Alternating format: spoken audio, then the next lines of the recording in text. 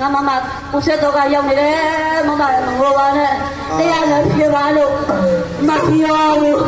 ပြောတော့ပြောမယ်ပိဋကတရားမခလေးကိုငါရောထနာဘူးထနေတာမသိပြောတော့ပြောလို့စိတ်ကကောင်းပါလေပြောဟာအဲ့ဒါတော်တော်ကောင်းမသိစေးသားရတယ်မင်းအဲ့ဒီကောင်နာဘူးမင်းဟာအမလေးပြောပါတော့မြတ်တဘုကနမာတာဟာကတ်ကလေးဆရာကြီးမို့ဘာဝနာရဲ့လက္ခဏာညာတော့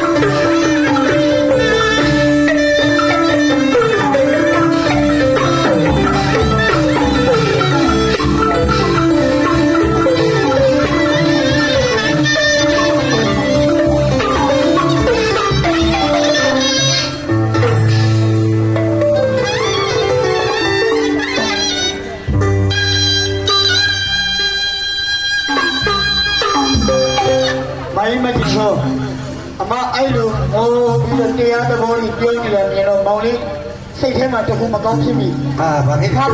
ဘယ်လိုမကောင်းတာလဲငါ့ကိုပြောပါဘာတရားစကားကြီးကြားပြီးတော့ကျွန်တော်အသက်ငယ်နေမဲ့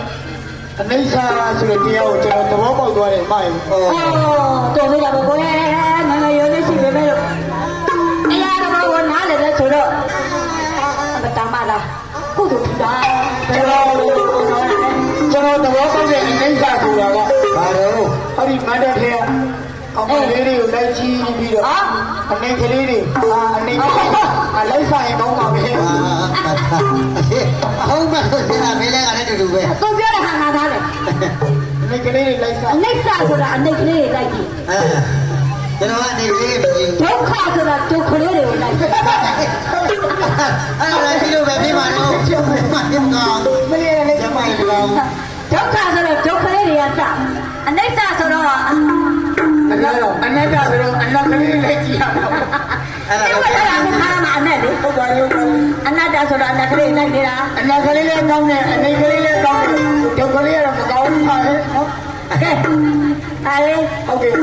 ငါတို့ဘောတယ်လည်းမပြီးသေးဘူးဒီလိုမနေလို့ပဲပြီးပါဘာမှယူနေတာဘာယူနေ